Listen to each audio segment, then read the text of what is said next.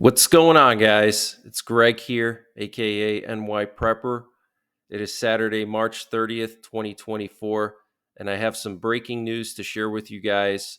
Right now, it is 14:21 Eastern Time here in the United States, and we have some major breaking news coming in. So, several people have been taken hostage in a cafe in the Netherlands by an Eritrean terrorist, and some of the hostages have already been released. But what you see here is video footage of the police in the Netherlands working to free these hostages. So, very tense situation in the Netherlands today. And French police have arrested an Egyptian migrant and an ISIS operative suspected of planning a jihadist attack against the Notre Dame Cathedral in Paris. Wow, that is absolutely insane, guys. And this is coming right before Easter Sunday. Want to just show you guys what we have over the U.S. right now this afternoon. We have two U.S. nuclear war command and control planes in the air, one over the Gulf of Mexico, one over the Atlantic. And actually, this is a lot for Easter weekend. And we also have an aerial refueler looping over D.C., so that's pretty interesting. So our nuclear forces are on high alert this weekend. Here's that aerial refueler flying over DC, providing aerial refueling capability, maybe for fighter jets, maybe for AWACS planes. We don't know, but obviously security around DC is very heavy this weekend if they have an aerial refueler flying over. And 2 days ago, there was a massive Russian military transport plane that flew to Kaliningrad, and it flew back earlier this morning to Russia from Kaliningrad. So Russia is moving equipment, maybe troops, into Kaliningrad, which is a sign that Russia and Belarus plan to attack the Baltic countries, maybe Poland this year, to try to go for the Suwalki Gap. And apparently, Russia has locked down Moscow due to the threat of terrorism. So there's increased security across all of Moscow now. So, very interesting. And Venezuela says that they downed an illegal aircraft flying in Venezuelan airspace. Let me show you guys a picture right here. So they're saying that this plane flew into Venezuela, and apparently the aircraft refused to take orders to land and was shot down. They didn't provide any specific details of the aircraft or location where it was shot down, but apparently they said that it was an illegal aircraft and it refused to land. So the Venezuelan Air Force shot it down. Very interesting. And we have some very concerning news coming from France. So, French intelligence is reporting that there's a massive buildup of Russian forces in Belarus over the past few days, which could be preparations for some kind of an attack on the Baltics. And this is coming from France's Directorate of Military Intelligence, the DRM, and apparently satellites from France's optical space component, the CSO, took photographs of all these Russian forces massing in Belarus, and they're saying it's a massive buildup of Russian forces over the past several days. And they're also reporting that the U.S. has deployed all available intelligence assets near Belarus, and it has been a high priority since at least January 22nd. This includes aircraft operated by the National Reconnaissance Office of the U.S., as well as aircraft operating under contract to the U.S. government. So this is very serious, guys. Since the end of January, the U.S. has been monitoring Belarus like crazy, and they've been sending high priority intelligence assets operated by the NRO, National Reconnaissance Office, okay? And France's Directory of Military Intelligence is saying that there's a massive buildup of Russian forces in Belarus. And apparently, the task of these American reconnaissance planes is to patrol the territory around the Gazhsky training ground in northern Belarus, which is on the border of Lithuania and Poland. Satellite images collected by these services and shared with other NATO countries last week showed the ongoing redeployment of several Russian mechanized units, particularly by rail, to the nearby Porechye station. This concentration of military equipment around Belarusian garrison towns, including Baranovichi and Gomel, has heightened the concerns of Western analysts who do not want a repeat of the troop deployment scenario they failed to detect in February 2022. However, satellite images do not answer the question of whether Russia's military activity is offensive in nature or just an exercise. According to the French, the Russian presence will be strengthened in the north.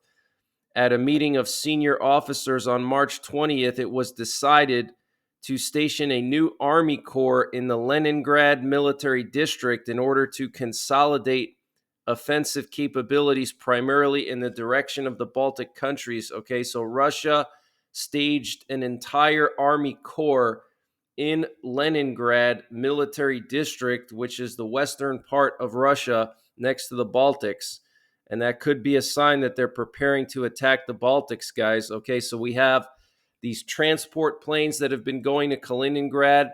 This update was sponsored by My Patriot Supply. Guys, My Patriot Supply has brought back their 25% discount on their 3-month emergency food supply.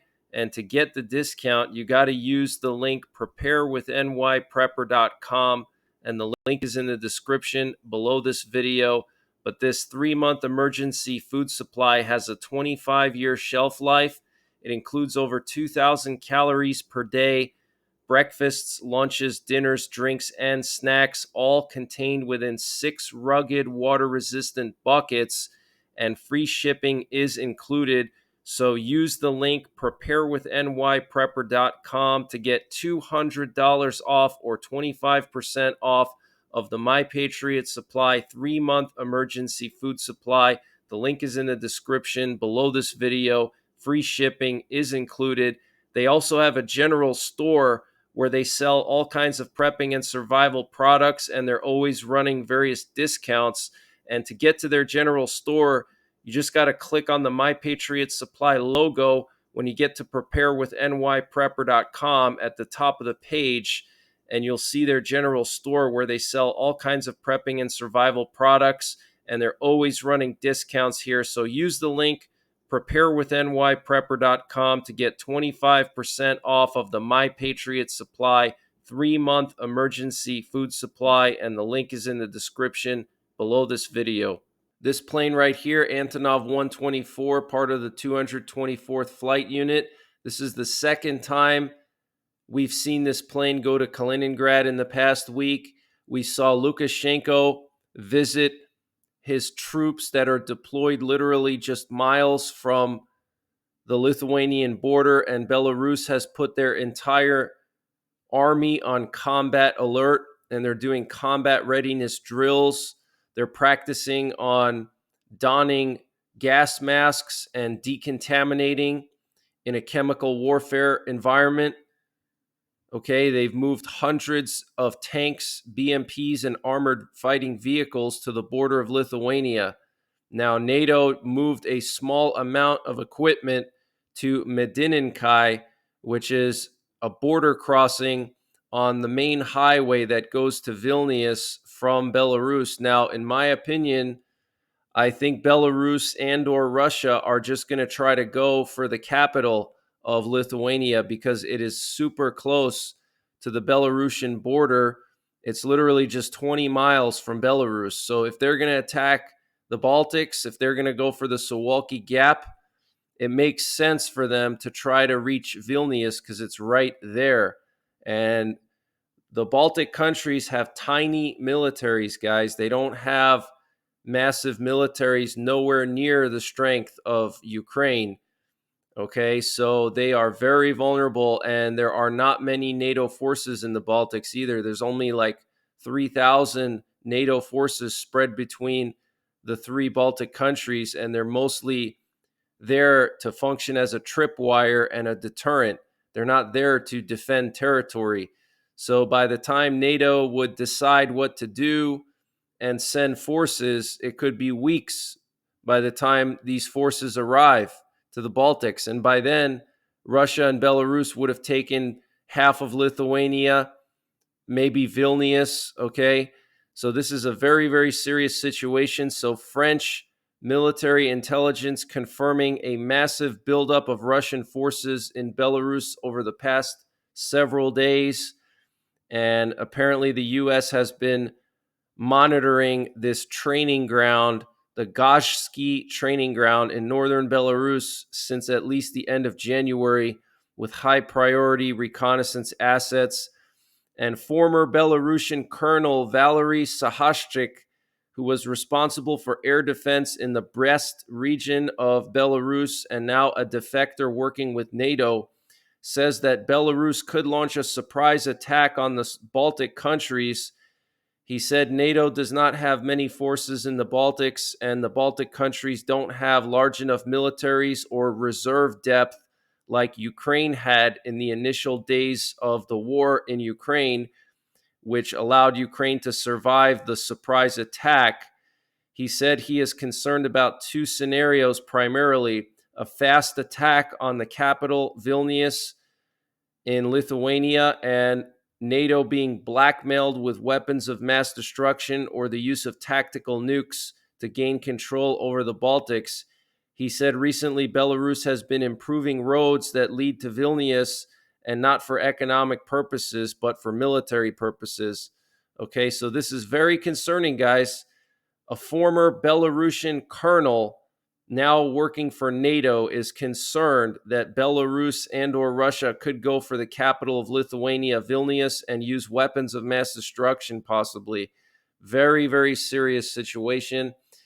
And Russia has issued an air navigation warning for the Kara Sea. It appears that Russia is going to be testing an ICBM sometime between April 2nd and April 10th. It could get launched from Plesetsk and go all the way to the Kura test range in Kamchatka. Okay, so this is very, very serious, guys. And Italian aircraft deployed to Poland intercepted Russian warplanes over the Baltic Sea after a NATO command center detected unidentified aircraft. After identifying them as Russian, the Italian F-2000 jets intercepted them and returned to base. Wow. So Italian jets deployed to Poland intercepted Russian warplanes over the Baltic Sea, guys. And the German foreign minister said that Putin wants to draw NATO into a conflict in Ukraine. And Serbia scrambled a pair of MiG-29 fighter jets today because of a UFO near Belgrade, the capital of Serbia. This was reported in the Serbian newspaper Kurir. Based on the order of the President of the Republic and the Commander-in-Chief of the Serbian Armed Forces, Alexander Vucic, a pair of MiG-29 fighters were put on duty, the publication reported. It noted that the fighters were scrambled due to an unidentified aircraft over the city of Valjevo, 100 kilometers from Belgrade. Very interesting. And an American helicopter crashed in Syria last night near the city of al-Shaddadi. And the U.S. has approved the transfer of 2,000 bombs and 25 F-35s to Israel, literally billions of dollars worth of hardware. And apparently 1,800 of those 2,000 bombs are the MK-84, which weigh 2,000 pounds. And the rest of those bombs are the MK-82 bombs, which weigh 500 pounds. So this is clearly equipment that Israel plans to use against Lebanon. You don't need 1,800, 2,000-pound bombs to deal with a bunch of Hamas terrorists hiding out in Rafah. Okay, these are massive bombs, guys, 2,000 pounds, and they're going to use them in Lebanon when they go after Hezbollah after they're done with Hamas in Gaza. And that could happen this year, okay, most likely this summer. And high-level talks between the U.S. and Israeli officials over potential military operations in Rafah could take place in Washington, D.C. as soon as Monday, U.S. officials told CNN. And the best option for Ukraine would be to become a buffer zone between the West and Russia and to receive security guarantees. This was stated by the Hungarian Prime Minister Viktor Orban. And overnight last night, there was a drone attack on the Ukrainian city of Odessa, and the drones were launched from Crimea. And more than 42 kilometers of anti-tank ditches have already been dug in the Dnipropetrovsk region, according to Serhiy Lysik, the head of the regional military administration. We are also increasing the number of tetrahedrons, special concrete pyramids, of which more than 11,000 have already been installed. Okay, so he's talking about the dragon's teeth, and here we have pictures of these fortifications that are going up near Dnipropetrovsk. Okay, that is very far from the front line, where the front line is now. So obviously, Ukraine is worried that Russia is going to break through the front line where it is right now and make a move towards Dnipropetrovsk and try to take the city there, which is about 100 miles back from the front line. Okay, they're doing the same thing in Odessa. So Ukraine is very concerned about a massive breakthrough by Russian forces this coming spring. And Zelensky said in his interview with CBS the other day that he expects a massive Russian offensive to start in the end of May and in June. And Russians used the ODAB 1500 heavy aerial bomb for the first time in the Sumy Oblast in Ukraine. This was reported by German newspaper Bild, and this was in a recent attack on Ukraine. It's a thermobaric projectile from the USSR, which releases a flammable liquid in the form of an aerosol and sets it on fire approximately 10 meters before hitting the target. So it's a fuel-air bomb. And Zelensky criticized Obama recently. He said President Obama was not strong against Putin when Putin seized Crimea in 2014. Europe wanted to have security on the border and big trade with Russia. He's talking about the gas. That opened the way to the war with Ukraine. He also said Ukraine will retreat step by step in its war with Russia if the U.S. doesn't continue to provide military assistance. He also confirmed that the U.S. asked him not to carry out strikes on Russian oil refineries, and apparently it was not received well. The reaction of the U.S. was not positive on this, Zelensky said when asked about reports that the U.S. urged Ukraine to avoid strikes on Russian energy facilities. And he replied, "We used our drones. Nobody can say to us, you can't." Wow. So the Biden administration tried pressuring Zelensky not to attack the oil facilities. And Zelensky also blamed Obama for the war, saying that he was not strong enough against Putin when Putin seized Crimea, which is true. Obama didn't do anything about that at all. And the US, Japan, and the Philippines will launch joint naval patrols in the South China Sea later this year, per a US official and a foreign diplomat familiar with the planning, according to Politico.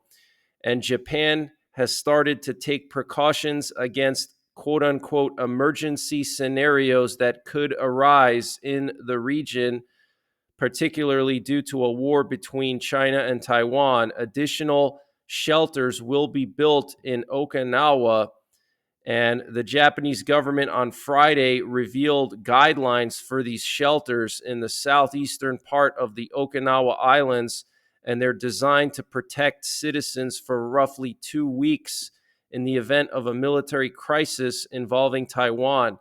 So what's interesting about this is the time frame. They're building shelters for people to survive 2 weeks in them.